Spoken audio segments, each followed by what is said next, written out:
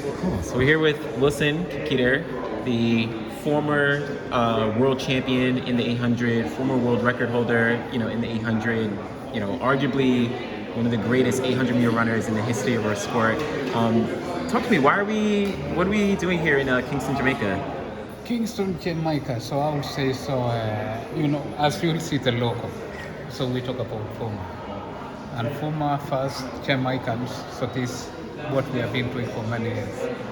And being here also in Kingston, because I was a PUMA athlete during my time, running with a different product, and now with a new innovation, new technology, new first people, Usain Bolt coming to Sherika, Ellen Thompson, and so on and so on, Osaba Power. So that's why we are here, and the relationship between PUMA and the Jamaican national team.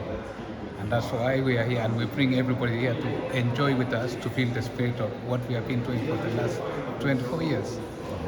And you were telling me before you've been to Jamaica, a bunch of times through your career. I mean, how is this experience maybe different than other times you come to Jamaica? I think every time is different because we too try to create something new every year. So last time when we bring the customers, we were playing football, but the first time I came here, I was coming only to the camp to feel the atmosphere of the championship of the boys and girls.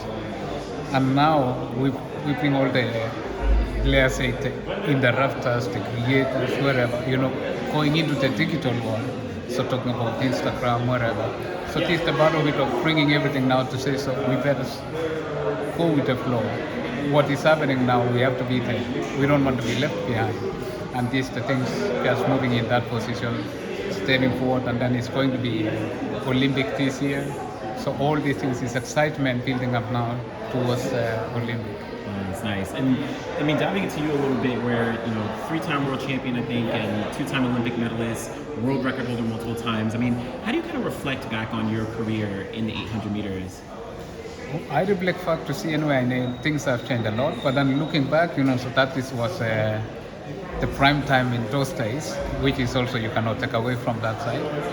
And then coming here, looking the way it is, but I still remember back because when I go out here, so we meet even the policeman escorting us here, so he says, so I say, you're my name, and he says, oh yeah, Wilson Kipketer. So in the thing, I think, so these things plus bringing the history of the old generation to reaching to the young generation, and I think that's the real good connection of not leaving anyone behind, and also being an athlete in PUMA and one working in PUMA. So that's, I would say, the relationship of building it. And then our Jamaican Federation, we have been there with them for 24 years. So that's the thing which has been like building it from layers to layers to layers to be where we are. So this is the fruit now we try to enjoy. Nice. And like you said, it's different. Your era was different than current 800-meter runners, and then even before this, right? We had kind of the David Rudisha era, where he was dominating. Everyone was running so fast. What do you kind of think of the current 800-meter runners in the landscape right now? No, I mean, if we have to look at it anyway in the bigger perspective. So it's a little bit different now because the shoes is getting much better. All the technology in wherever kind of the training you want to take, all the nutrition wherever you want to take. So everything has been moving in the right direction, but then the results maybe is a little bit stuck in many ways. So there is still a challenge of how to connect these things together. Because I mean, for 100 meters maybe, so it's been also the record for Usain Bolt was before this innovation of things, and the record is still there. So there's a lot of things which is still really have to be good. I think if we look at looking what is happening now with the technology of the shoes, so this happen more for the road running revolution. So this evolution of innovation, more road running than track and field itself. Got you. And do you think technology is maybe the big thing that's going to maybe push people over the edge? Where again, you're running 141 super consistent, Rudisha running 141 super consistent. Maybe right now we haven't seen so many guys dipping down into that 141 range.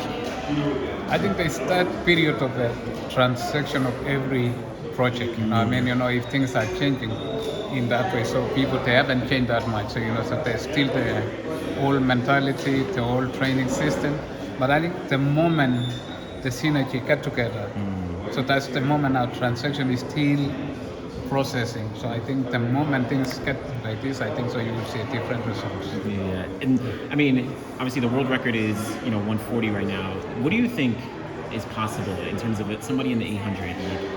I think right now, so I think it's not easy to predict because I mean the young generation, maybe the new talents. So I think the record can still hold, but then to put precise or maybe predict the time, I think it's a little bit.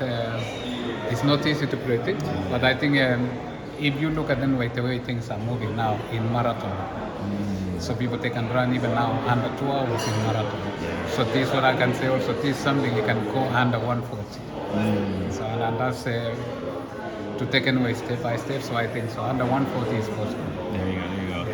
And so curious also, do you miss competing? Do you miss the competition?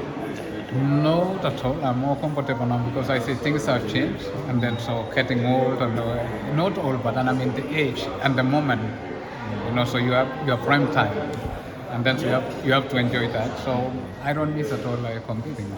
What I miss is only being in the good shape, which I can say I can run 400 without sweating or without losing my breath. So that's the thing which I miss a lot because now it's more relaxed, eating other things and not like before, having that kind of consistent discipline, waking up every day, you have to go to train.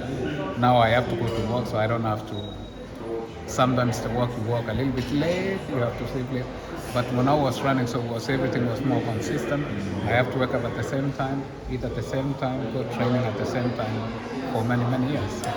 Now you can be a lot more relaxed and just enjoy. So no more relaxed and more enjoyable. I'll say though, you definitely look like you were back in the 90s. So,